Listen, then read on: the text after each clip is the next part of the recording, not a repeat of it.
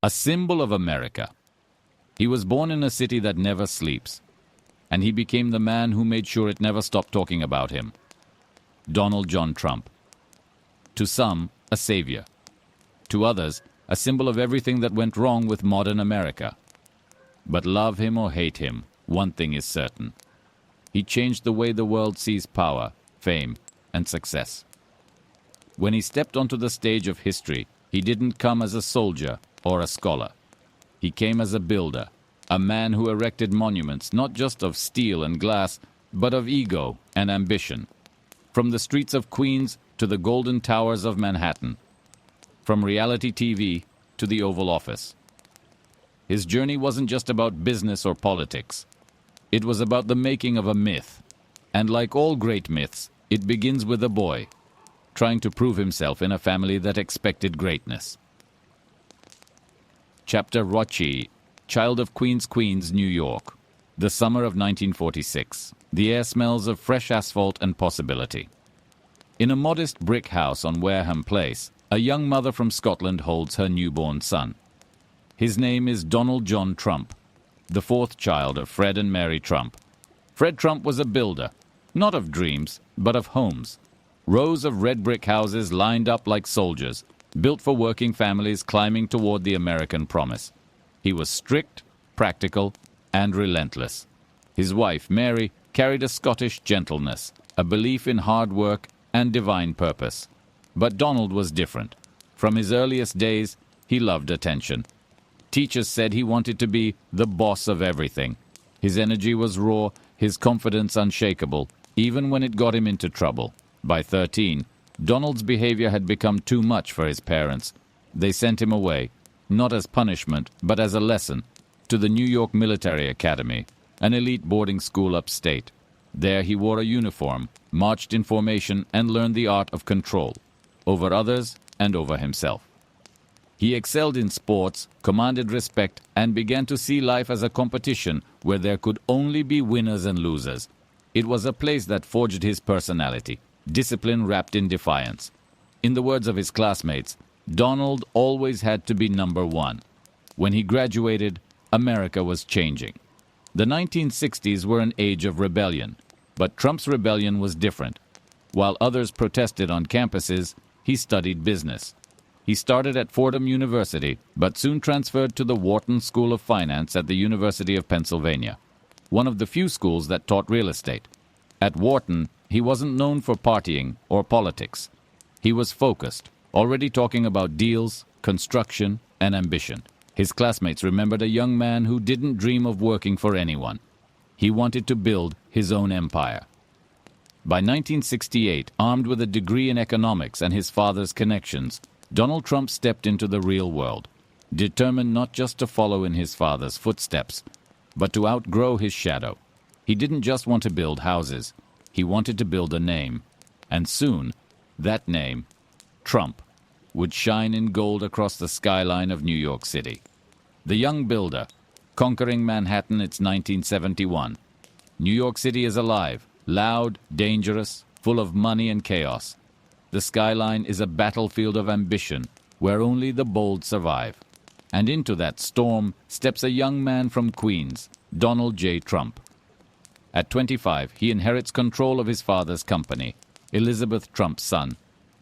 But to him, those modest brick apartment blocks in Brooklyn and Queens feel small, provincial, a cage of comfort. He wants more. He wants Manhattan. His father warns him, "That's not your world, Don. Manhattan's full of sharks." But Donald smiles. He's not afraid of sharks. He plans to swim with them, or eat them alive. He renames the family business the Trump Organization, and sets his eyes on the glittering island across the river. To the old money elites of Manhattan, he's an outsider, a kid from Queens with a loud mouth and a gold tie. But to Donald, rejection isn't a wall. It's a challenge. He starts small, chasing opportunity where others see decay. New York in the 1970s is crumbling. Graffiti on subway cars, bankruptcy on the horizon, empty buildings downtown. But Trump sees something no one else does: potential. His first big move comes when he spots the old, dying Commodore Hotel, a stone giant decaying next to Grand Central Terminal. Everyone says it's worthless, a relic of the past. Trump sees a future. He convinces the city to give him a massive tax break, persuades bankers to lend him millions, and teams up with the Hyatt Corporation. It's a deal stitched together with charm, audacity, and pure nerve. By 1980, the Grand Hyatt Hotel opens its doors, sleek glass, chrome, and luxury. For New York, it's a symbol of rebirth. For Trump, it's a declaration of war on mediocrity. And soon, he wants something bigger, something that screams his name. Trump Tower, Fifth Avenue, the beating heart of Manhattan. Here, Trump imagines not just a building, but a monument, a vertical palace of power. When construction begins in 1979, critics laugh. They say it'll never work, that it's too expensive, too ambitious. Trump doesn't listen. He hires the best designers, the best marble from Italy, the most lavish bronze glass ever used in a skyscraper. Every inch of it reflects his vision, bold, unapologetic, extravagant. And above the entrance, 5 letters gleam in gold, TRUMP. When Trump Tower opens in 1983, it becomes an instant landmark, home to luxury boutiques, penthouses, and celebrities. The New York Times calls it a monument to ostentation. Trump calls it success made visible. He's only 37 and already a star. Television cameras follow him through the marble lobby. Magazines call him the billionaire prince of New York. He writes his first book, The Art of the Deal, filled with bold statements and lessons about power. It becomes a bestseller, turning him into something America has never seen before, a businessman as celebrity. But behind the gold in the headlines, the pressure is mounting. Trump's world is expanding faster than his foundation can hold. He's buying casinos in Atlantic City, yachts on the coast, airlines in the sky. He's everywhere, on the front pages, on TV, at every party. His life becomes a show, and the audience can't look away. Yet the higher he climbs, the more fragile the air becomes. By the late 1980s, the empire is enormous, but it's built on borrowed money. When the markets turn, debt comes crashing down like a wave. Trump's casinos struggle, his airline loses millions, and banks begin to whisper, maybe the golden boy of New York isn't invincible after all. The headlines shift from admiration to mockery. Trump in trouble, the fall of the empire. He's facing bankruptcy, financial, personal, and reputational. But Donald Trump has one thing that debt can't destroy, his name. And that name, he believes, is still worth billions. When his empire teeters, he does what he's always done. He negotiates, he fights, he refuses to surrender. He cuts deals with the banks, sells off assets, and reshapes his business into something new. A brand. Trump isn't just a developer anymore. He's a symbol of wealth, risk, and relentless confidence. And as the 1990s dawn, America's fascination with him doesn't fade. It grows. He becomes a fixture of pop culture, appearing in cameos, interviews, talk shows. He marries his glamorous wife, Ivana. The tabloids call them the royal family of real estate. Their divorce later becomes front-page scandal, but for Trump, even bad publicity is still publicity. By the end of the decade, Donald Trump is no longer defined by what he builds, but by who he is.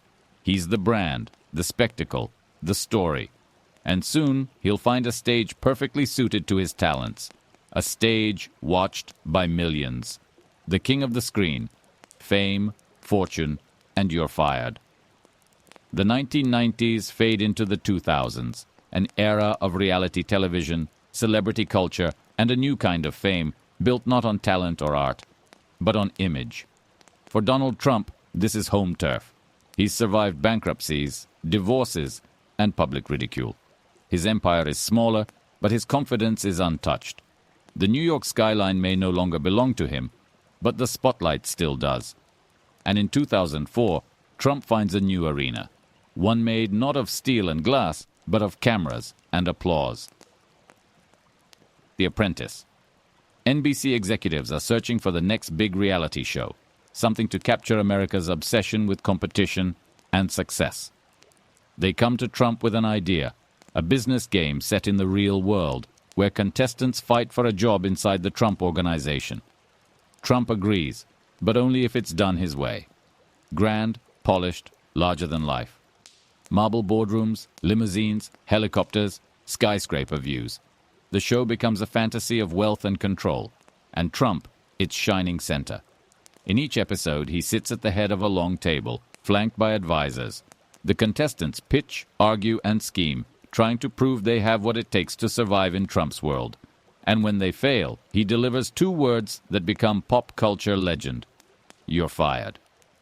Those words echo through living rooms across America.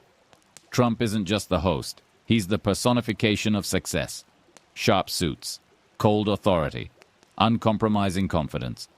The Apprentice turns him from a fading mogul into a television superstar. Ratings soar, advertisers rush in, and NBC makes millions.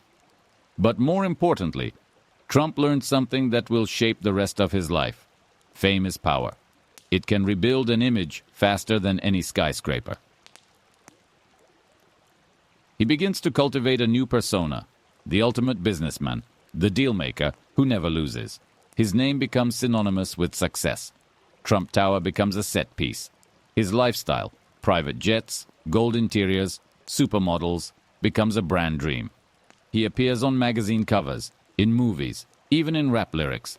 Pop culture embraces him as the ultimate symbol of the American dream. But Trump isn't content to be a TV character. He sees the deeper game. The audience loves him because he's raw, confident, unpredictable. He speaks the way many wish they could, blunt, direct, without apology. And he senses that power could take him somewhere far greater than television. Meanwhile, his personal life continues to draw headlines. After divorcing Ivana, then his second wife Marla Maples, Trump marries Melania Knaus, a Slovenian model, in 2005. Their wedding, held at his Mar-a-Lago estate in Florida, is a spectacle of diamonds, politicians, and celebrities. In 2006, they welcome a son, Baron William Trump. Trump's family, his children Don Jr., Ivanka, Eric, Tiffany, and Baron, become part of his public brand. He proudly showcases them as the heirs to his empire, his living legacy. By the late 2000s, Trump is everywhere. He licenses his name to buildings around the world, not always owned by him, but carrying the golden brand that sells. Trump becomes a word that means more than a man. It means status, power, victory. Then comes the crash, 2008. The global financial crisis hits hard. Luxury markets collapse. Real estate freezes. But Trump, ever the survivor, rebrands again as a symbol of endurance. He tells interviewers that America has lost its edge, that leaders have failed, that the country needs strength, negotiation, and pride again. He sounds less like an entertainer and more like a candidate. At first, people laugh. Donald Trump, president? Impossible. But the man from Queens has built his life on defying impossible. In 2011, he begins speaking openly about politics, questioning trade deals, immigration, and even the birth certificate of President Barack Obama, a move that makes him both infamous and influential among conservative circles. Cable news can't stop talking about him. Ratings spike whenever his name is mentioned. For Trump, it's the same formula he's always followed. Attention equals power. And by 2015, he's ready to cash in on every ounce of it. The Apprentice fades from television. But the stage is set for something far bigger. The boardroom will become the campaign trail. The catchphrase will become a movement. And the man who once fired contestants on TV will soon be fighting for the highest job on earth. The candidate? Make America Great Again. Summer 2015. New York City glitters under the June sun. Inside Trump Tower, cameras flash, reporters jostle, and the world watches as an escalator begins to move. Descending in a golden glow, Donald J. Trump waves to the crowd. To some, it's theater. To others, history. He steps up to the podium and says words that will ignite a political firestorm. I'm officially running for President of the United States. It sounds like a publicity stunt. Another headline, another show. But within minutes, his message cuts through the noise. He speaks of borders, jobs, forgotten workers. He paints a picture of a broken America and promises to make it great again. The slogan, "Make America Great Again," 4 simple words, becomes a movement. It appears on hats, billboards, and chants at rallies from Iowa to Arizona. For decades, Trump sold luxury. Now he sells defiance. He speaks the language of those who feel unseen: truck drivers, factory workers, veterans, people who believe the American dream has been stolen by elites and bureaucrats. His opponents laugh. The media calls him a reality TV candidate. But while they mock, his crowds grow. He thrives in chaos. Every controversy feeds him. Every insult amplifies him. Twitter becomes his weapon, direct, unfiltered, unstoppable. While other politicians speak from teleprompters, Trump speaks from instinct. He insults rivals, breaks norms, rewrites the rules of campaigning. Pundits say, he's finished. And yet, every time he falls, the polls rise higher. By 2016, the impossible is happening. Donald Trump, the businessman from Queens, is now the Republican nominee for President of the United States. His rallies feel less like politics and more like rock concerts. Packed arenas, roaring crowds, red hats waving in rhythm. Supporters chant his name like an anthem. Opponents warn he's dangerous. Analysts predict disaster. But Trump reads the crowd differently. He knows America is divided, and division is fertile ground for victory. He hammers the same message: jobs, borders, America first. He promises to drain the swamp of corruption in Washington, to renegotiate trade deals, to put his country above all else. The press covers every word, every tweet, every outburst. And in doing so, they give him what he values most: attention. Election night, November 8, 2016. As the results roll in, disbelief spreads across the world. Florida, Trump. Ohio, Trump. Pennsylvania, Trump. Against all predictions, against the polls and pundits, Donald J. Trump wins. He is the 45th President of the United States. The outsider, the showman, the man no one took seriously, now holds the most powerful office on earth. His supporters rejoice. They say it's a revolution. His critics mourn. They call it the end of an era. But for Trump, it is the ultimate deal, the final triumph of brand over doubt. Inauguration Day, January 20th, 2017. The sky above Washington is gray, heavy with rain. Trump raises his hand, takes the oath, and delivers a speech unlike any other president before him. He talks not of unity, but of reclamation. This American carnage stops right here and stops right now. To his followers, it's fire and truth. To his opponents, it's a warning. But one thing is clear. The age of Trump has officially begun. Inside the White House, he surrounds himself with loyalists, family members, business allies, and generals. He signs executive orders within hours, undoing policies from previous administrations. Immigration, trade, taxes, energy. He moves fast, breaking norms, shattering expectations. Every tweet becomes a headline. Every decision sparks protests or praise. America is split, fiercely, permanently. Trump governs the way he's always lived, by instinct, by image, by battle. He relishes confrontation, with the press, with opponents, with his own party. For him, politics is not negotiation, it's survival. Yet, behind the spectacle lies calculation. He lowers corporate taxes, slashes regulations, and pushes a new Supreme Court majority that will shape America for decades. He meets North Korea's Kim Jong-un, the first sitting U.S. president ever to do so. He withdraws from the Paris Climate Accord, the Iran nuclear deal, the Trans-Pacific Partnership. To his critics, these are reckless moves. To his base, they are proof that he keeps his word. The stock market soars, unemployment hits record lows, but the nation grows ever more divided. For Trump, that division isn't a weakness, it's a weapon. The louder his enemies shout, the more his supporters rally. He turns conflict into fuel. And as 2019 dawns, the first thunder of scandal rolls in. The White House storm. Impeachments, battles, and the making of a movement, the Oval Office. It's the seat of ultimate power, a room built for calm authority. But under Donald Trump, it becomes a command center of disruption. For decades, presidents governed through quiet negotiation. Trump governs through noise, through the television, through Twitter, through sheer force of will. He is not reading the game. He is the game. The first months of his presidency are a whirlwind. He signs executive orders that reshape immigration policy, restrict visas, and tighten borders. Crowds gather at airports across the nation. Protesters clashing with supporters. Cameras capturing every tear and chant.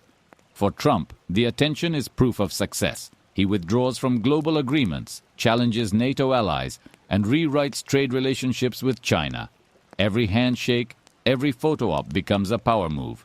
He calls it America First. His critics call it isolation. But behind the scenes, investigations begin. Whispers about foreign interference, Russian ties, secret meetings. The Mueller investigation dominates headlines, consuming Washington. Trump calls it a witch hunt, a hoax designed to destroy him. Night after night, he tweets his fury, speaking directly to his followers. The traditional filters of politics are gone. There is only Trump, his phone, and the world reacting. Inside the administration, chaos reigns. Advisors come and go, fired, replaced, forgotten. Loyalty, Trump says, is everything. But loyalty, in Washington, is fragile. His rallies become larger than ever. He thrives on the roar of the crowd, tens of thousands chanting his name. It's not just politics anymore. It's a movement. They wear red hats, wave flags, and shout the words that have become sacred in Trump's America. Make America great again. Then comes Ukraine. In 2019, reports emerged that Trump pressured a foreign leader, Ukraine's president, to investigate Joe Biden, his political rival. The House of Representatives launches an impeachment inquiry. Cable news explodes. Washington braces for history. For months, the world watches. Witnesses testify, lawyers argue, networks run live countdowns. Trump, meanwhile, keeps working the crowds, holding rallies, fighting back in real time through his favorite weapon, social media. When the Senate votes, the result is clear. Acquitted. He walks away untouched, his approval among supporters stronger than ever. To his base, he's the warrior who beat the system. To his enemies, a man who escaped accountability. But whichever side you're on, it's clear. Trump has changed the very fabric of American politics. Truth itself seems to bend under the weight of his personality. The year is 2020. The economy is booming. Unemployment is at a 50-year low. Trump is preparing for re-election, ready to face off against Joe Biden. But an invisible threat is already moving silently across the world. The coronavirus. At first, he calls it under control. Then, as hospitals overflow and cities shut down, America changes overnight. The rallies stop. The economy crashes. Millions lose their jobs. Trump's greatest strength, the image of unstoppable success, begins to crack. He fights back the only way he knows how, through defiance. He clashes with scientists, governors, journalists. Every press briefing becomes a battlefield. He blames China, defends his response, and promises a comeback stronger than ever. As the election nears, the streets fill with protests. Against lockdowns, against injustice, against him. 2020 becomes a year of fire, fear, and fury. Trump runs again, casting himself not just as a candidate, but as a defender of America's soul. The campaign feels less like democracy and more like destiny. The crowds return. The chants rise. But behind the music and lights, something is shifting. The nation is tired, exhausted by conflict, pandemic, division. On November 3rd, 2020, America votes. Days later, the results are clear. Joe Biden wins. For any other politician, that would be the end. But Donald Trump isn't any other politician. He refuses to concede. He claims the election was stolen, rigged by fraud and corruption. Courts reject the claims, but millions of Americans believe him. The movement he built doesn't fade. It grows. And soon, it will explode into one of the darkest days in modern history. January 6, 2021. Washington, D.C. Congress gathers to certify the election results. Outside, a sea of red hats fills the cold air with chants. Stop the steal. Trump takes the stage telling them, we will never give up. We will never concede. Hours later, chaos erupts. Crowds storm the U.S. Capitol, breaking windows, forcing lawmakers to flee. The world watches in disbelief as the very heart of American democracy burns with anger and confusion. For Trump, it's both a climax and a reckoning. Within days, he is impeached again, this time for incitement of insurrection. And once again, he is acquitted. But the cost is enormous. Twitter bans him. Allies distance themselves. His time in office ends not with ceremony, but with silence. On January 20th, 2021, as Joe Biden takes the oath of office, Donald J. Trump boards Air Force one final time. He leaves Washington quietly, without attending the inauguration. As the plane lifts into the sky, the man who once commanded the world's attention vanishes into the clouds. Yet something remains, a movement that refuses to die. The aftermath. Exile, trials, and the legacy of Donald J. Trump, 2021-2025. Florida. Palm trees, ocean air, silence. The cameras have dimmed, the crowds have gone home, and the man who once ruled the world's headlines now walks the marble halls of Mar-a-Lago, his private estate, now his fortress in exile. For the first time in decades, Donald Trump is not in control. He's banned from social media. He's facing multiple investigations, financial, political, criminal. His empire is under scrutiny. His allies are split. But to underestimate Donald Trump has never been wise. Because even in defeat, he does what he's always done best. He rebrands. The months that follow the storm of January 6th, Trump rebuilds his stage, one microphone at a time. He launches new platforms, rallies return, and the MAGA movement evolves into something far larger than politics. It becomes an identity, a banner under which millions gather, angry, loyal, unbroken. He tells them, our journey is far from over. And the crowd believes him. He begins endorsing candidates, reshaping the Republican Party in his image. Those who cross him face his wrath. Those who praise him rise fast. Within 2 years, Trump's influence stretches across every level of American politics. Reporters call it a party within a party. Supporters call it a revolution. Meanwhile, prosecutors close in. New York investigates his finances, questioning years of business deals, tax records, valuations. Federal courts examine classified documents found at Mar-a-Lago. Georgia officials probe his phone calls after the 2020 election. The headlines scream, indictments, charges, trials. Each case could end a political career, but Trump treats them like new episodes in the same endless show. He raises money off the accusations. He paints himself as a victim of corruption, a fighter against the system. His supporters rally harder, convinced that the more they attack him, the more he must be right. It's the oldest Trump formula: turn scandal into strength, chaos into fuel. And then in 2022, the political winds shift. Republicans take new ground in Congress. And behind closed doors, the question grows louder. Will he run again? For months, he teases, hints, delays. Until one night in November 2022, beneath crystal chandeliers at Mar-a-Lago, he steps up to the microphone once more and says the words his movement has been waiting for. I am announcing my candidacy for President of the United States. The crowd erupts. The saga begins again. The road back is not easy. He faces rivals from within his own party, ambitious governors, young conservatives eager to move past him. But Trump fights with the same instincts he always has: domination, drama, spectacle. Debates become confrontations. Court hearings become press events. His name, once again, fills every screen. And despite everything, the impeachments, the trials, the scandals, his base stands unshaken. For millions, Trump isn't just a politician. He's a symbol of rebellion, of frustration, of a promise that power can belong to the people again. By 2024, America finds itself at a crossroads. The country is still divided, culturally, politically, emotionally. And in that divide, Trump thrives. He campaigns across the heartland, standing before seas of red, speaking not like a candidate, but like a prophet of his own mythology. He tells them the system failed them. He tells them he never will. He tells them that they, not Washington, not the elite, are the true America. Every speech feels like a sequel to a story the world thought was over. As 2025 begins, Donald Trump remains both one of the most powerful and polarizing figures alive. He is celebrated as a savior, condemned as a threat, investigated, imitated, and endlessly discussed.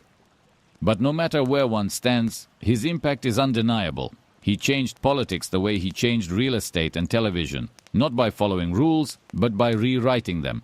He showed that, in the modern world, attention is power, and image is destiny. He is a man shaped by fame and controversy, by wealth and defiance. A man who never stopped fighting, not for perfection, but for victory.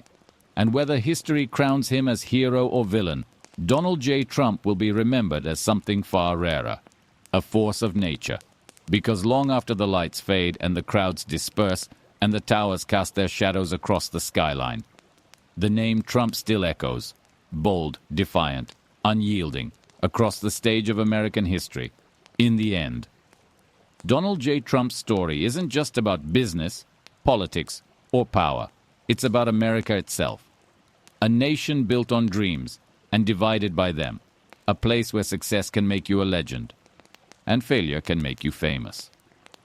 He rose from Queens with a name and a vision, built towers that touched the clouds, and turned his life into a brand the whole world would recognize.